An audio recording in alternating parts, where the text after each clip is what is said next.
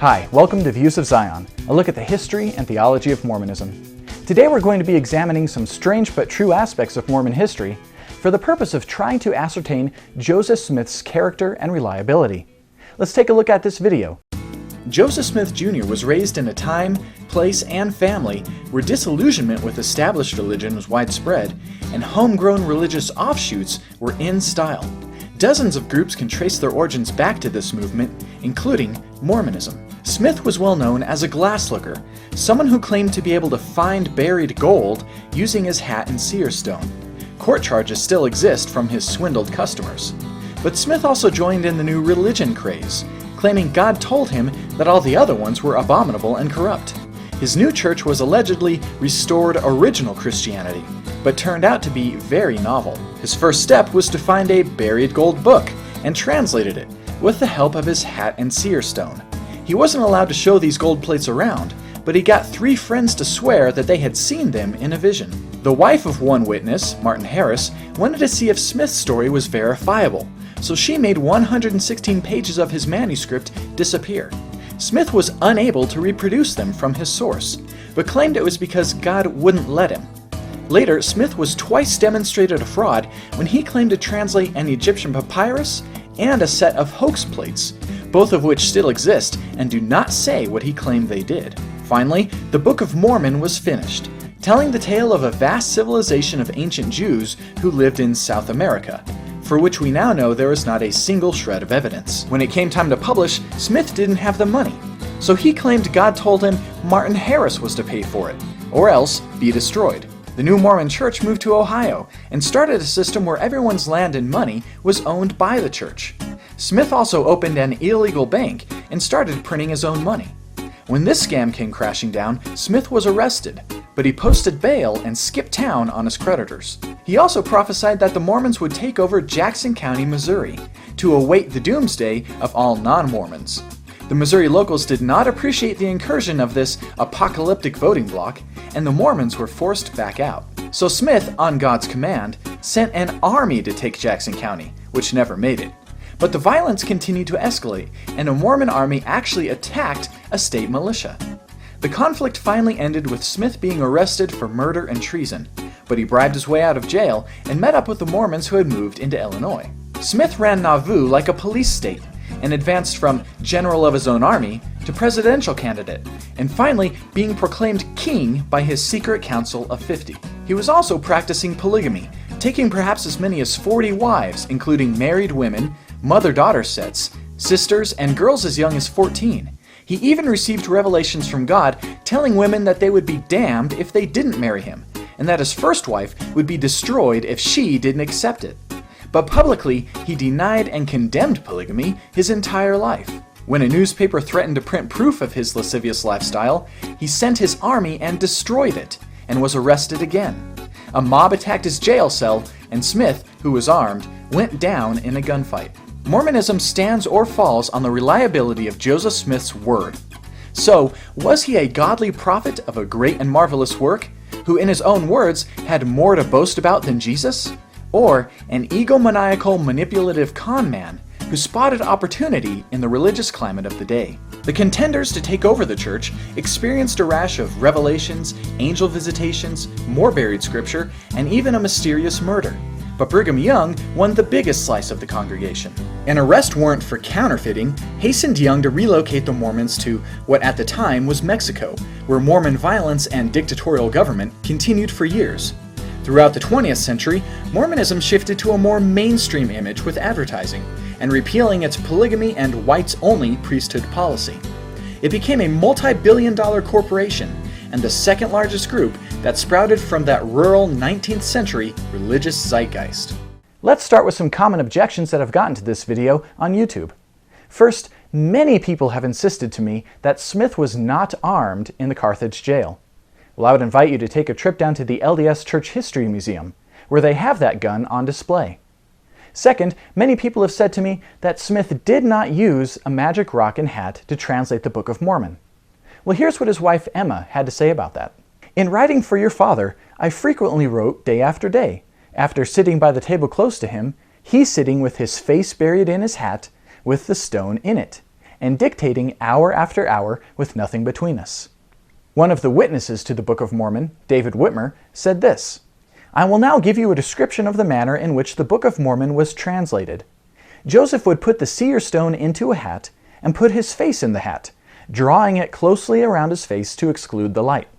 A piece of something resembling parchment would appear, and on that appeared the writing." Looks like Smith translated the Book of Mormon with a magic rock and a hat. But I can understand the confusion because the Mormon Church only releases paintings that look like this, showing Smith looking at the plates like a real translation would happen. For some reason, Mormon art and movies don't want to show how it actually happened. Another claim I hear is that Smith was never convicted of being a glass looker. But a reprinted court record says this: "People of State of New York versus Joseph Smith, a disorderly person and an impostor.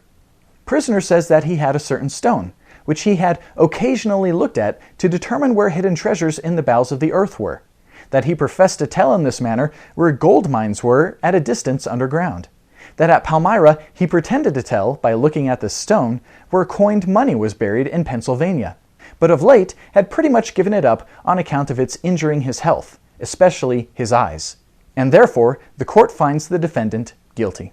An original court document was later found substantiating this record, and while it's true that a judge did overturn some of the cases that Smith was involved in, this wasn't one of them. But even if he wasn't convicted, the only question that really matters is, did he claim he could find buried gold treasure with his magic rock and a hat? Yes, he did. So conviction or not, it still couldn't look any more suspicious that he claimed to have dug up gold plates and translated them with his magic rock only a year after getting in trouble for running a scam with the same rock. Apparently, Smith's father-in-law, Isaac Hale, felt the same way. I first became acquainted with Joseph Smith Jr. in November 1825. He was at that time in the employ of a set of men who were called money diggers, and his occupation was that of seeing or pretending to see by means of a stone placed in his hat and his hat closed over his face. In this way, he pretended to discover minerals and hidden treasures. Smith and his father, with several other money diggers, boarded at my house. Young Smith gave the money diggers great encouragement at first. But when they had arrived in the digging, too near the place where he had stated an immense treasure would be found, he said the enchantment was so powerful that he could not see. After these occurrences, young Smith made several visits at my house, and while I was absent from my home, carried off my daughter into the state of New York, where they were married without my approbation or consent. In short time, they returned. Smith stated to me that he had given up what he called glass-looking, and that he expected to work hard for a living. Soon after this, I was informed they had brought a wonderful book of plates down with them. The manner in which he pretended to read and interpret was the same as when he looked for the money diggers, with a stone in his hat and his hat over his face, while the book of plates were at the same time hid in the woods. And it turns out that Isaac Hale was right to not consent to Smith marrying his daughter, not just because he apparently went from one dishonest profession to another, but because of polygamy. The first time Smith strayed from his monogamy was in 1833, with his 16-year-old house servant, Fanny Alger. But he didn't receive a revelation from God that polygamy was okay for another 10 years. Let's take a look at a few verses from the Bible to get an idea of what Smith did. "You shall not uncover the nakedness of a woman and her daughter. They are relatives. It is depravity." Well, in 1842, Smith married Sylvia Sessions, and 1 month later married her mom, Patty Sessions. Here's another.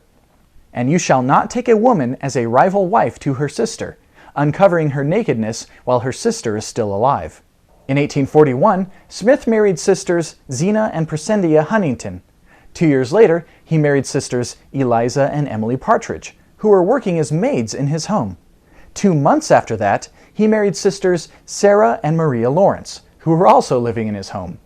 5 of these girls were between the ages of 17 and 22. One of them was 31. Here's what Leviticus says at the end of its list of sexual prohibitions. "For everyone who does any of these abominations, the persons who do them shall be cut off from among their people."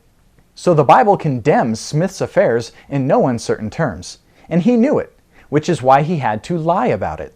What a thing it is for a man to be accused of committing adultery and having 7 wives, when I can find only 1. At the time he made that statement, he had over 30 wives. And to further complicate things, at least 11 of his wives were already married to and still living with other men.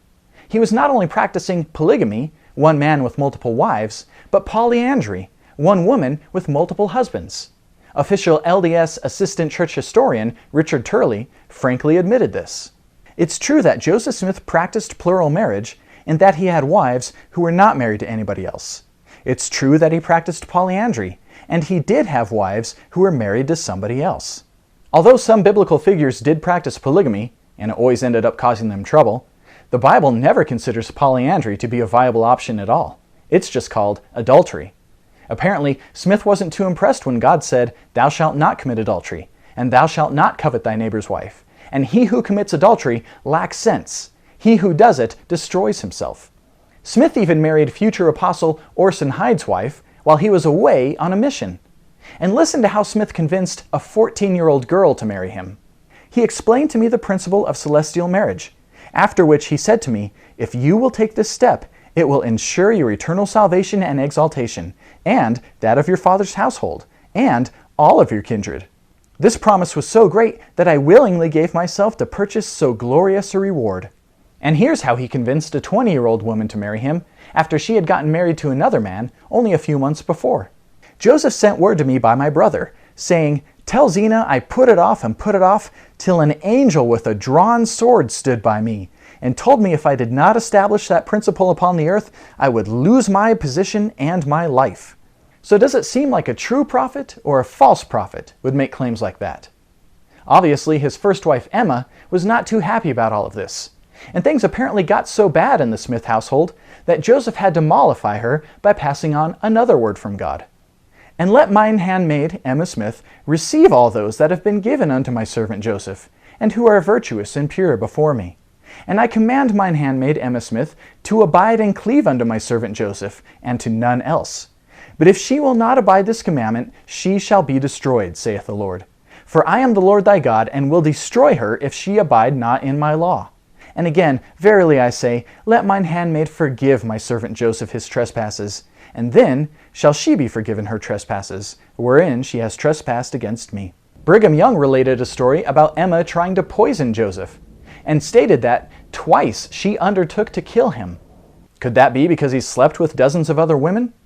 But Emma wasn't the only one against Smith in this. William Law, a Mormon apostle who left the church when Smith tried to marry his wife, started a newspaper called the Nauvoo Expositor. The Expositor only printed one issue, in which it accused Smith of gross immorality and threatened to blow the lid off his secret life of polygamy. The paper also referred to Smith as a king. Smith had secretly been ordained a king by his Council of 50, so he must have realized he had a traitor in his midst. Add his kingly ambitions to the fact that he had petitioned the U.S. government to raise an army of 100,000 men, and Smith was about to look like a very dangerous man to the public. So instead of taking legal actions against the paper, he decided to prove that he was a very dangerous man to the public. Mayor Joseph Smith said if he had a city council who felt as he did, the establishment, referring to the Nauvoo Expositor, would be declared a nuisance before night. And so, the council passed an ordinance declaring the Nauvoo Expositor a nuisance, and also issued an order to me, Joseph Smith, to abate the said nuisance. I immediately ordered the marshal to destroy it without delay. Nowadays, we'd probably call that terrorism. But such is the character of Joseph Smith, the self-proclaimed prophet of God. I think when Joseph Smith first starts his money digging, that it probably was a bit of a ego booster and surprise that as a young man he could get all of these older men in the community to believe him and pay him to walk over their property and look for buried treasure. I think that encouraged him to set his sights higher. Well, he gets in trouble for his money digging, gets taken to court because people thought he was running a scam. And then when he gets married to Emma, her father objects to Joseph as a son-in-law because he feels he has no regular job. He's just this crazy kid running around with a stone and a hat doing money digging. And so he promises the father-in-law that he's going to give all that up. Well, then the next thing we know, he turns around and he says, oh, well, by the way, God appeared to me, told me about an angel. An angel told me about this record hidden in the hill, and it's this religious record. So he seems to have moved from money digging to religion. So he changes his forum for his efforts because he's seeing people will believe him. And he's run out of all the people he can get to hire him to do money digging, so he moves to religion and gets a whole new following. I think he's surprised with his success. The success itself becomes exhilarating, and as he has more success, his ideas grow. He even envisions setting up a political kingdom of God. He secretly has himself ordained king for when the Mormons take over the world. After Smith died, Brigham Young took over and continued in polygamy, even marrying some of Joseph's widows, including ones who had other husbands. But Young lied about it as well. Admit, for argument's sake, that the Mormon elders have more wives than one.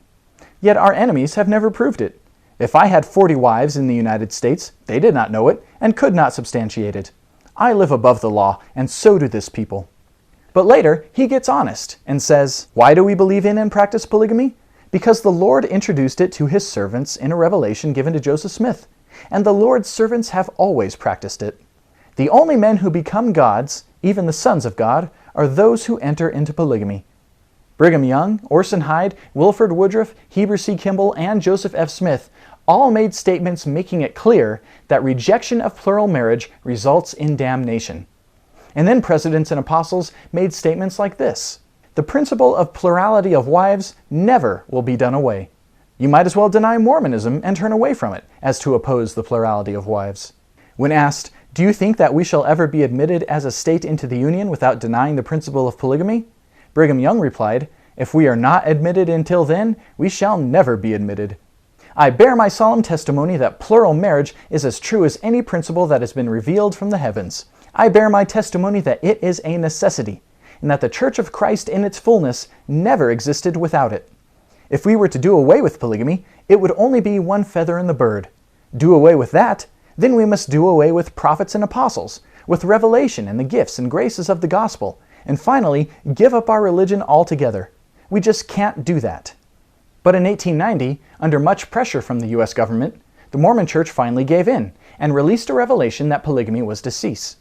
But even though this was supposedly a revelation directly from God, 15 years later, even the church's prophet and president, Joseph F. Smith, refused to obey it. Here's a transcript from a U.S. congressional hearing. The chairman: are you violating the law? Mr. Smith: the law of my state? Yes. Yes, sir. Is there not a revelation published in the Book of Covenants here that you shall abide by the law of the state? It includes both unlawful cohabitation and polygamy. Is there not a revelation here that you shall abide by the laws of the state and of the land? Yes, sir. If that is a revelation, are you not violating the laws of God? I have admitted that, Mr. Senator, a great many times here. And he wasn't the only one. Here's Apostle Francis Lyman. Senator Hoare, you have said more than once that in living in polygamous relations with your wives, which you do and intend to do, you knew that you were disobeying this revelation. Mr. Lyman: yes, sir. And that in disobeying this revelation, you were disobeying the law of God? Yes, sir. Very well. So that you say that you, an apostle of your church, expecting to succeed, if you survive, Mr. Smith, to the office in which you will be the person to be the medium of divine revelations, are living and are known to your people to live in disobedience of the law of the land and of the law of God? Yes, sir. Why would they still be doing this? I think the obvious answer is that, just like Joseph Smith and Brigham Young before them, they were willing to lie about receiving a new revelation in order to avoid trouble, just paying a lip service that they neither believed nor intended to comply with. They showed by their actions that they still firmly believed in the truth and necessity of plural marriage. But in true do as I say, not as I do fashion, mainstream Mormons phased out of practicing polygamy and strongly disavow it, a total reversal of the doctrines that their past prophets taught were absolutely essential. But the revelation given to Smith condoning polygamy has never been repealed and is still in their scriptures. And Mormons today practice that if a man is widowed, he can marry another woman in the temple and still practice polygamy in heaven. To me, the whole Mormon history of polygamy just looks like a bunch of men using their religious positions to suit themselves. Let's look at another strange but true aspect of Mormonism, their history of racism. Listen to the story about how black people came to be, according to the prophets and apostles of Mormonism. You see some classes of the human family that are black, uncouth, uncomely, disagreeable, and low in their habits, wild, and seemingly deprived of nearly all the blessings of the intelligence that is generally bestowed upon mankind. Cain slew his brother, and the Lord put a mark upon him, which is the flat nose and black skin. There is a reason why one man is born black and with other disadvantages, while another is born white with great advantages. The reason is that we once had an estate before we came here, and were obedient, more or less, to the laws that were given us there. Those who were faithful in all things there received greater blessings here, and those who were not faithful received less. Not only was Cain called upon to suffer, but because of his wickedness, he became the father of an inferior race. Millions of souls have come into this world cursed with a black skin, and have been denied the privilege of priesthood and the fullness of the blessings of the gospel. These are the descendants of Cain. Moreover, they have been made to feel their inferiority, and have been separated from the rest of mankind from the beginning.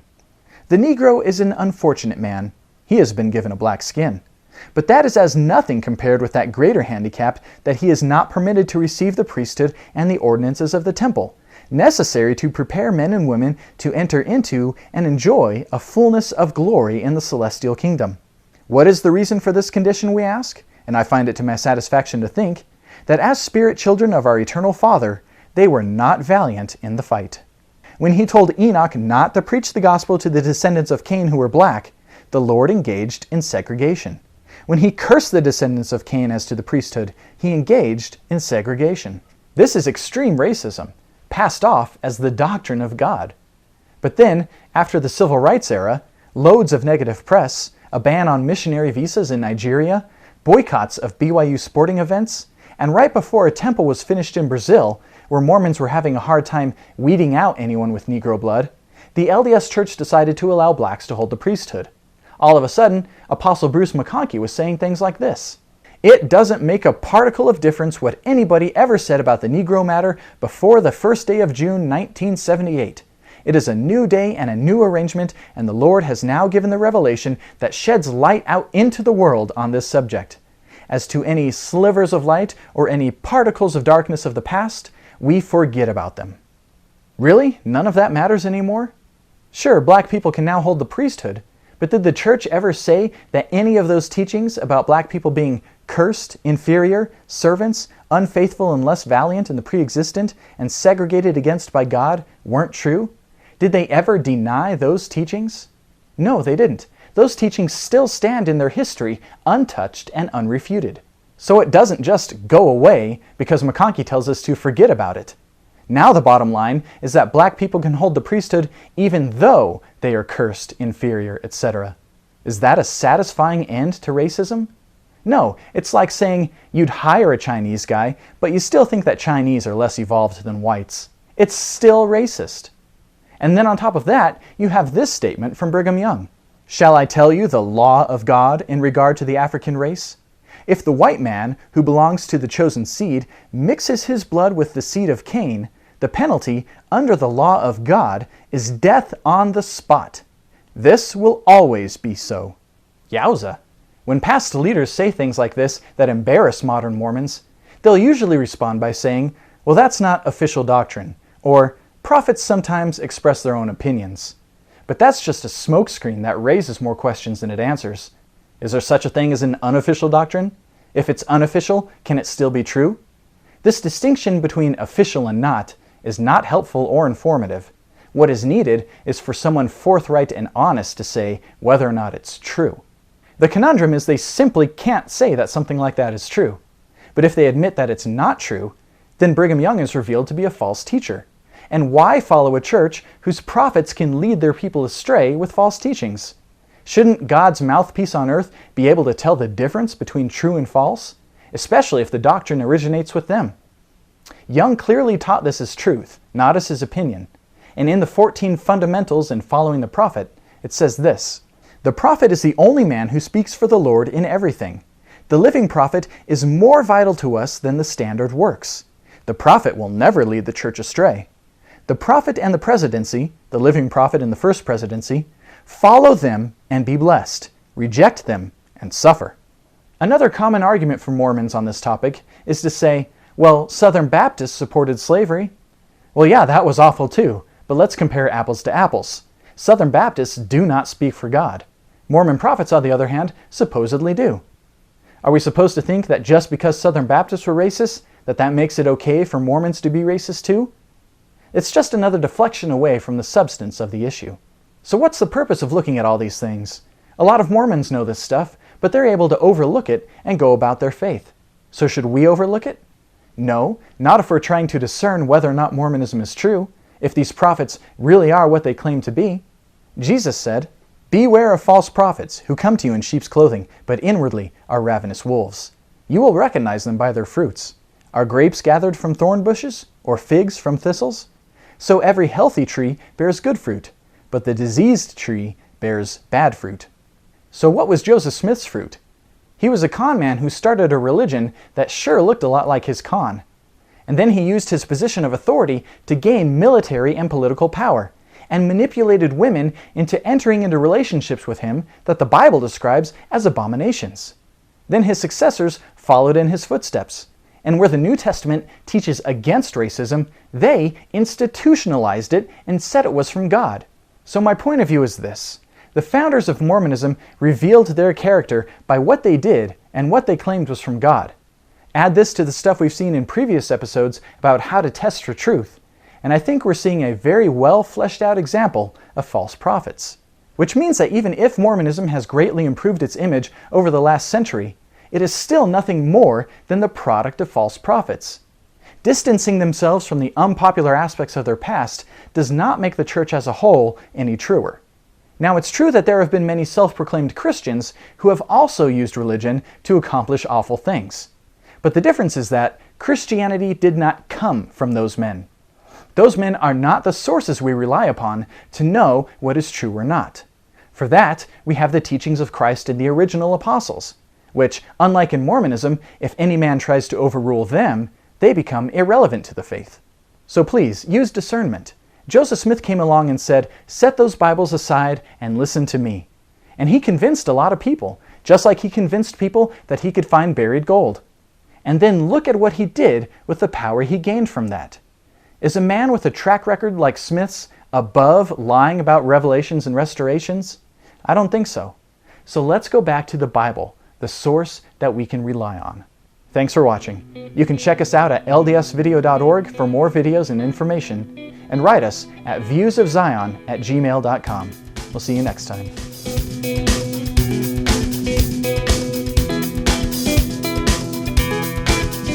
When we speak of Joseph's character, I find a man that is drawn by situation ethics. He doesn't have to always tell the truth. He doesn't always have to do the honorable thing. Whatever is most advantageous to him and to his movement is okay, even if it isn't legal.